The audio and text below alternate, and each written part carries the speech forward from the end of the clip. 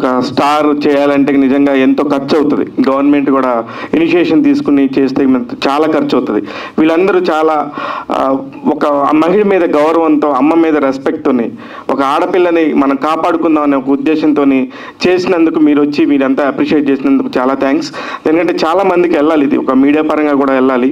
At the same time ఇది Telangana government నుంచి మనం కూడా ఏదన్నా మనం సర్క్యులేట్ చేయగలమా, ఏదంటే ఒక మంచి విషయం కాబట్టి, మీరు మినిస్టర్ హోదాలో ఉన్నారు కాబట్టి మీ వంతుగా మీరేం చేయగలరు మేడం?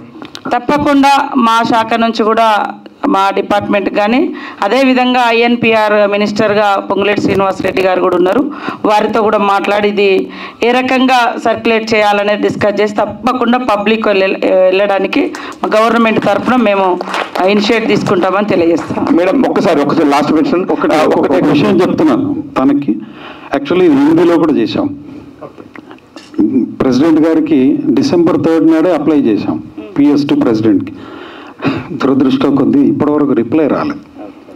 సో ఏదైనా వీలుంటే ఈ పత్రిక, ఎందుకంటే మీడియా మిత్రులు చాలా ఇది మహిళ మన రాష్ట్రపతి, సో ఇది మహిళల సాంగ్. ఆ PS ఆ టీంకి నేను రిక్వెస్ట్ చేస్తున్న మీడియా ద్వారా, ఏమంటే ఇది ఏదో ఈమెయిల్ అని తీసి పడేశారో మళ్ళీ ఏంటో తెలీదు, కాస్త చూసి తన దగ్గరికి తీసుకెళ్తే నాకు తెలుసు డెఫినెట్గా తను ఇష్టపడి, చూశారుగా ఒక మహిళ సాంగ్ని ఎలా చేస్తారో, తను కూడా ఇదే రేంజ్లో చేస్తారని ఆశిస్తూ వెయిట్ చేస్తున్నాం హిందీ సాంగ్ రిలీజ్కు. Thank you. ఓకే, హిందీలో కూడా ఉందా మేడం? ఒక క్వశ్చన్ మేడం.